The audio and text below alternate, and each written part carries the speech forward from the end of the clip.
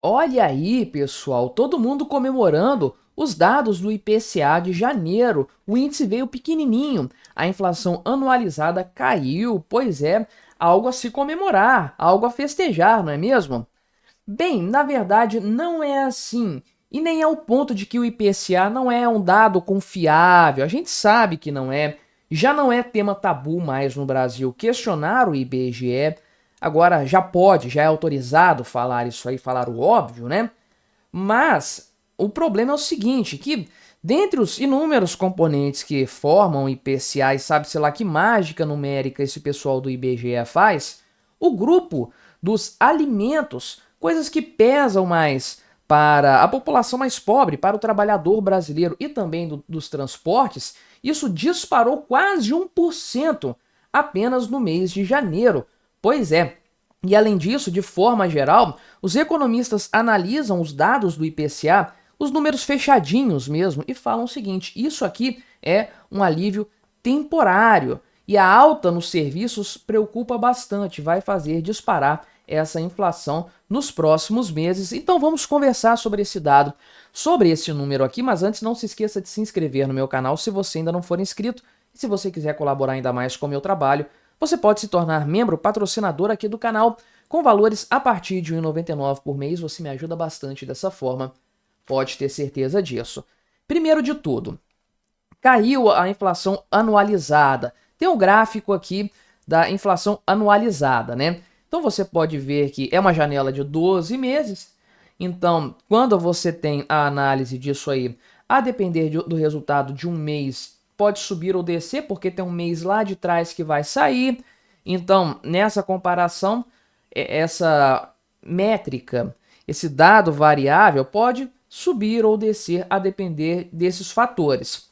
Então veja que terminou o ano passado em 4,83%. Sabe-se lá como o IBGE conseguiu manter abaixo dos 5% isso aí.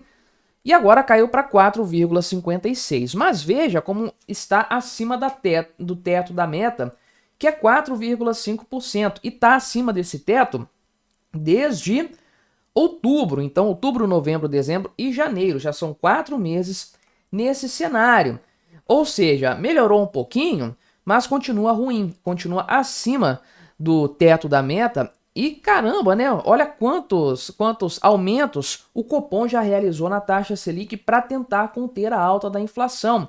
E ainda assim, mesmo caindo, está acima do teto da meta. E o Banco Central já mandou a real também, o que nos ajuda a pensar os próximos meses.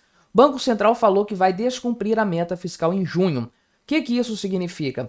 A nova regra da meta, eu tô falando meta fiscal, né? Meta de inflação. A nova regra da meta de inflação, que é a meta contínua, determina que a meta é descumprida, ela é tida como descumprida, se durante 6 meses consecutivos, hein, a inflação anualizada ficar acima dos 4,5%, né? Ah, então já tem 4 meses, daqui a 2 meses pode ser que já descumpra a meta? Não, eu tinha entendido isso antes, mas parece que zerou a contagem, começou agora em janeiro. Ou seja, o que o Banco Central está falando é que nós teremos 6 meses consecutivos, de janeiro até junho, com a inflação acima de 4,5%.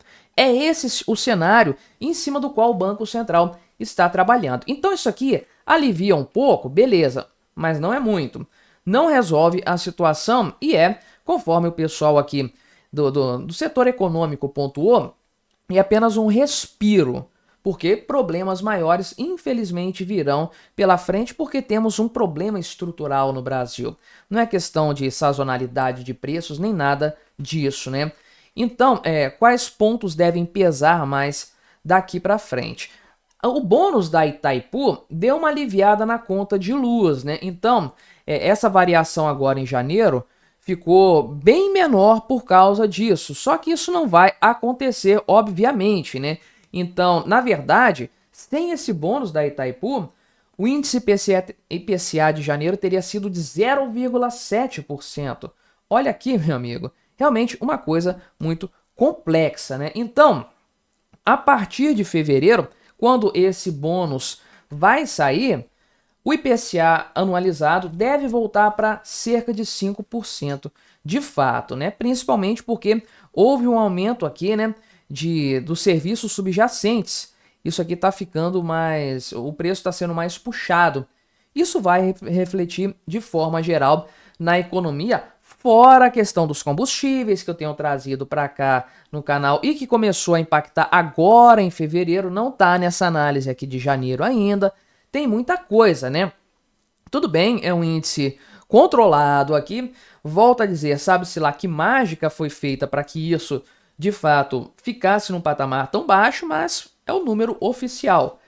Só que isso aqui não significa uma vitória, principalmente para os mais pobres. Por quê? Aquilo que realmente importa para o trabalhador brasileiro, para o pessoal de classe baixa, até aquelas classes médias mais de acesso, vamos colocar assim, realmente, né, ficou pior. E ficou muito pior. Olha aqui, por exemplo, o grupo transportes, né, teve uma alta de 1,30%.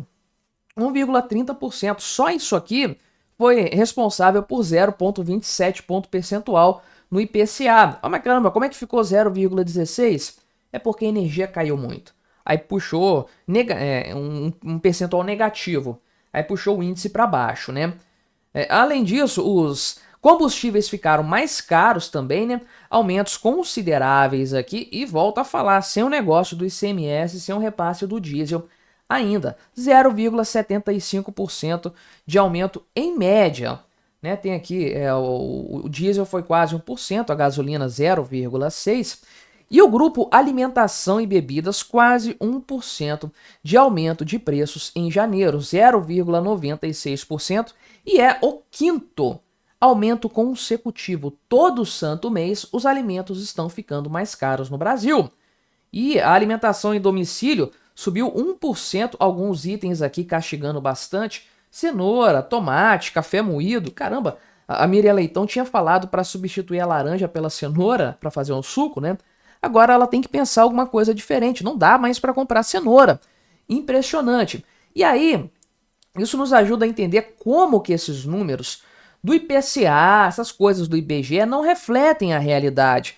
Porque dá para achar vários fatores e colocar nessa cesta para baixar o índice. E tem o bônus da Itaipu ali, que obviamente pesou muito nessa história, mas no dia a dia, aquilo que se vê no supermercado é outra realidade. Ok, a conta de energia do pobre pode ter ficado mais barata, que bom.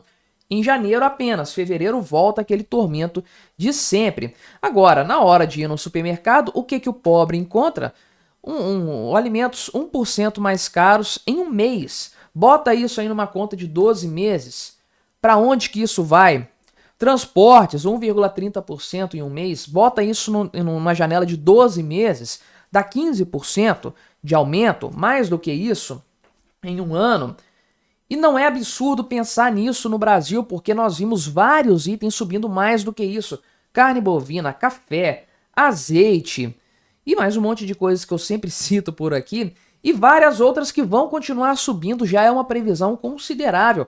E, meu amigo, para pensar que tem gente pontuando IPCA acima de 1% em fevereiro.